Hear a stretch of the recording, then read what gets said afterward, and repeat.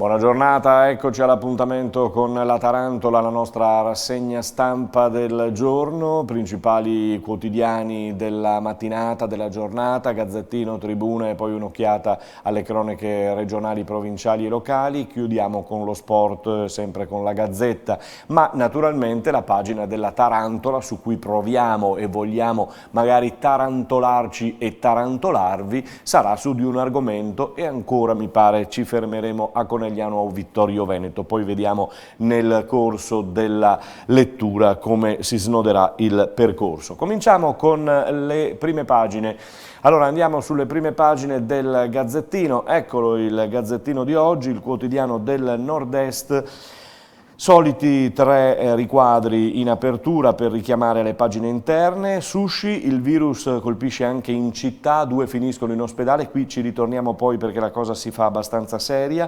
Poi si parla di Miss Italia, prima passerella a San Marco per le 80 bellissime, poi la Champions per l'Inter, tutto in salita, sorridono invece Juventus ed Atalanta. Poi la situazione politica italiana, qui c'è poco da ridere, Conte, rebus per la squadra e per il vice. Il premier, incaricato da Mattarella, dice che non un governo contro, ma un governo di novità. I tempi lunghi però allarmano il PD. È scontro sul numero 2, Di Maio infatti non cede, ma c'è e continua ad esserci il no del Partito Democratico. Salvini diserta le consultazioni, in piazza ci va il 19 ottobre, Salvini infatti non sarà oggi con la sua delegazione a colloquio con il presidente Mattarella. L'analisi di Loris Zanatta questa mattina sul Gazzettino è così riquadrata, eccola qui di spalla, un'alleanza miracolosa e tanti punti interrogativi, scrive appunto Loris Zanatta. Ieri, se ricordate, parlavamo della storia che troviamo qui di spalla, a firma di Gabriele Pipia, di Isabella Noventa. C'è un nuovo mistero perché ad Albarella sono state trovate altre ossa, il mistero si infittisce. Prima una mandibola, poi un frammento di bacino, ora addirittura 2 vertebre sono state recuperate nei giorni scorsi lungo la costa polesana e veneziana dell'Adriatico e sono tutte accompagnate da un unico inquietante interrogativo. Sono o non sono le ossa di Isabella Noventa, la segretaria padovana uccisa a 55 anni e fatta letteralmente sparire poi nella notte del 15 gennaio del 2016. Banche, ultima beffa ai risparmiatori, in tilt il sito per i rimborsi. Veneto Banca, abbiamo provato ad inoltrare la domanda con un ex socia, niente da fare. Veneto, l'Ater ai sindacati, ecco le vere cifre, aumenti di 28 euro. L'Ater replica ai sindacati e opposizioni su 33.910 inquilini, 7.217 hanno avuto una riduzione media mensile di 54 euro e gli altri un rincaro di 28,55 euro. La cosa bella della prima pagina del Gazzettino di oggi, eccola qui, è la foto di Scarlett Johansson, mette in mostra il suo bellissimo tatuaggio sulla schiena, è a Venezia per Marriage Story, ne parlano De Grandis e Van Zan alle pagine 16, 17, 18 e 19 del Gazzettino, è il giorno dei divi, insomma, tra Brad Pitt e la Johansson. A chiudere la prima pagina la storia, Zaia e il medico, eroe del treno, lo assumiamo, hanno detto, e si parla anche di Brexit con il Financial Times, Johnson bombarda la Costituzione nel Regno Unito, si infiamma la battaglia contro l'iniziativa di Boris Johnson di sospendere per 5 settimane dal 9 settembre i lavori del Parlamento. Prima di andare sulla prima pagina della tribuna, vado subito sulla prima pagina invece provinciale, lo sfogliamo così, del Gazzettino, perché c'è questo argomento dedicato alle case Ater dove ci sono altri 485 finti poveri. Potrebbe essere una tarantolata perché parlando di questo è un caso che veramente ci fa strano e ci fa arrabbiare parecchio. Sommando reddito e beni superano i 20.000 euro di quota ISEE. Se in 2 anni non si metteranno in regola, via allo strappo. Intanto hanno già altri 2 anni per poter mettersi in regola, ma per poter anche fare quello che vogliono. Il caso della famiglia con 200.000 euro in banca e casa popolare d'epoca a Treviso vincolata dalla soprintendenza. In questo caso non è che si possa prendere la casa e metterli fuori così, perché insomma con 200.000 euro in banca penso che non avrebbero problemi a trovare qualche cosina, no? Si parla anche dell'Electrolux da Susegana, ci sono i 100 anni di storia e c'è un piano per il futuro. Electrolux, vedete la foto, 4.0, ecco come diventerà, viene disegnato e lo fa Elisa Giraud questa mattina a pagina 20 del Gazzettino Provinciale. Parlavamo prima del sushi con il virus che, vi dicevo, è piuttosto serio, colpisce in città. E ci riferiamo a Treviso. Dopo Asolo e Conegliano, 2 casi di gastroenterite registrati a Treviso. Il virus dell'insalata di alghe colpisce anche nella zona di Treviso. 2 persone si sono sentite male dopo aver mangiato del sushi. Nausea, vomito, diarrea e qualche linea di febbre. Si sono rivolte al Cafoncello e i laboratori della microbiologia di Treviso hanno confermato i sospetti. 2 persone sono state colpite da norovirus. Sale così a 17 il conto totale delle persone che da Ferragosto ad oggi sono state contagiate nella Marca proprio dalle alghe contaminate. Questo per quanto riguardava il sushi. State molto attenti quando scegliete di mangiare questo cibo, questa specialità, questo sushi, che tra l'altro va molto di moda in tutte le città, Conegliano, Vittorio Veneto, Quartier del Piave, provincia di Treviso, un po' dovunque, insomma.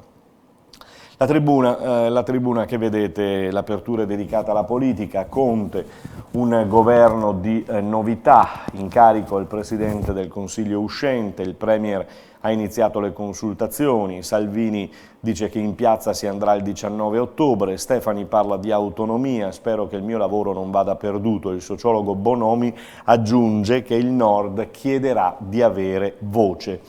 Pare che il Nord chieda abbastanza volte di avere voci, no?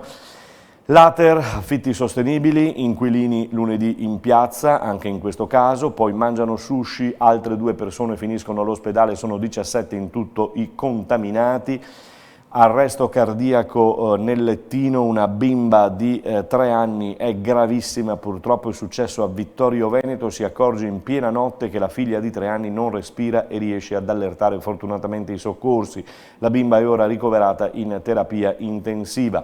A Godega di Sant'Urbano invece questo ultimo riquadro, steso sui binari per amore, ma il macchinista frena in tempo, sconvolto per la fine dell'amore si stende sui binari per farla finita a soli 22 anni. Per fortuna il macchinista lo vede e frena in tempo, scongiurato un suicidio. Venezia 76, la bellezza è quella di Scarlett Johansson e poi anche quella di Brad Pitt, però noi preferiamo quella di Scarlett Johansson. Brad Pitt, tutti e 2 stanno sul red carpet, un red carpet da sogno, insomma, per il secondo giorno della mostra del cinema di Venezia. Le storie in chiusura qui, eccole qui sulla tribuna, parlano di un rugbista inglese in ritiro salvato al Cafoncello, dolori fortissimi al ventre, la corsa al Cafoncello e l'operazione per impedire la peritonite. Jack Nowell, 24 anni, 3/4 della nazionale inglese di rugby in ritiro a Treviso in questi giorni per la Coppa del Mondo, ha scoperto l'altra sera la bontà della sanità pubblica trevigiana, è andata tutto bene. Le ultime lettere infine dal manicomio delle ex prostitute devastate da malattie veneree, travolte da follia, alcol e droga. Molte prostitute trevigiane impiegate nei bordelli del centro finivano giovani nel manicomio di Sant'Artemio e i loro bambini in Brefrotrofio. Altro che eros e burlesche, le loro storie in un libro di lettere inviate alla Merlin. Se ne parla a pagina 17 della tribuna di oggi. Allora, adesso lo spazio tarantolato, lo spazio della tarantola che va per quanto riguarda la provincia, abbiamo visto quelle notizie, quali sono. Andiamo su Conegliano, Vittorio Veneto e Quartier del Piave. Allora, ieri abbiamo parlato del Cinema Méliès. abbiamo parlato del cinema Méliès dicendo che da gennaio Conegliano è senza un cinema, Conegliano è senza la possibilità di vedersi un bel film in un cinematografo di quelli all'ultima moda, per carità, non pretendiamo tanto, però insomma una bella sala. Una multisala come si chiamano in questi anni purtroppo da gennaio, diciamo, e continuiamo a dirlo, non c'è, perché la vecchia società è fallita, è stata acquistata la nuova proprietà, è la Hypo Bank, che ha acquistato tutto, però adesso ci sono delle ultime cose da vedere, da compilare, da completare per quanto riguarda appunto l'acquisto e poi la ripartenza soprattutto del Méliès del cinema. Ma contemporaneamente a Conegliano, perché non vogliamo farci mancare nulla in questa città, e allora tra l'altro apro una parentesi, sfogliando e guardando i social, cosa che non mi capita molte volte, però insomma qualche volta ci siamo sui social, e sulla pagina, mi pare, di Conegliano, se sei di Conegliano, quelle classiche pagine appunto che ogni città confeziona, i cittadini di ogni cittadina confezionano e fanno, no? Ieri sera si parlava, c'erano tra l'altro con molta enfasi e con molte risposte ad una provocazione, non so se sia tale provocazione o cosa, o ad una considerazione di una donna che diceva sono ritornata a Conegliano da alcuni anni, scusatemi, sono ritornata a Conegliano in questo mese, manco da Conegliano da alcuni anni, ma ho trovato la mia città non bella, non viva come negli anni 80-90, l'ho trovata piuttosto smorta, piuttosto chiusa, piuttosto silenziosa, piuttosto triste, E allora lì si sono scatenati tutti i ben pensanti, coloro che hanno le risoluzioni per tutto, coloro che insomma vogliono difendere anche quando non c'è da difendere, e anche qualche assessore, ho visto anche qualche consigliere che va dicendo che non è vero, che gente ce n'è dappertutto, gente di qua, gente di là, 450 di qua, 450 di là. Insomma, per me la cittadina di Conegliano è un po' caduta, è un po' decaduta, e decaduta per quanto riguarda, chiamiamola movida, chiamiamola allegria, spensieratezza, voglia di divertirsi o soprattutto di vedere un po' di vivacità in città. Ecco, questo a Conegliano in questi periodi, in questi anni, non mancano. Ho pensato di scrivere e di rispondere anch'io a questo è il mio tono, e la conclusione è stata anche questa, che non basta avere per Natale una manifestazione e vantarsi insomma di avere la ruota, di aver inventato la ruota panoramica per dire che insomma abbiamo un Natale favoloso. Qualche cosina, qualche cos'altro bisognerebbe dare e fare. Siamo pronti, e sono pronto anche a suggerire, non è che sono di quelli che criticano e basta. Allora, questo per quanto riguardava la parentesi aperta e chiusa. Vi dicevo del cinema. Oggi sulla pagina coneglianese del Gazzettino si parla di teatro invece, perché anche il teatro ha avuto i suoi problemi. Il teatro è chiuso, ci sono dei lavori da fare, eccolo qui, l'articolo è questo, ci sono dei lavori da fare, sembra sia stato approvato il tutto. L'altro giorno il PD ha chiesto dove andranno a finire questi soldi, no? E allora oggi c'è la risposta, perché quando c'è da battagliare, insomma, tra PD e amministrazione ci si battaglia. Il Comune contribuirà alla stagione teatrale dell'Accademia, non ai lavori all'edificio che è privato, risponde Chies subito. In attesa del confronto in Consiglio Comunale, ecco le prime scintille tra il sindaco Fabio Chies e l'esponente del PD Isabella Giannelloni, che aveva appunto tirato fuori la questione. La consigliera Dem, con un lungo intervento sul suo blog, aveva espresso infatti riserve sul protocollo d'intesa tra Comune e Accademia SRL e sulla delibera di giunta dell'8 agosto scorso, che assegnano 130.000 euro di contributi comunali al gestore del teatro, che per tutto il mese di settembre sarà interessato da lavori al tetto. Il cantiere, come annunciato dal patron dell'Accademia Giorgio Fabris, costerà alla proprietà e alla società che lo gestisce circa 120.000 euro, una cifra simile a quella assegnata dal Comune, al punto che la Giannelloni ha già annunciato un'interpellanza.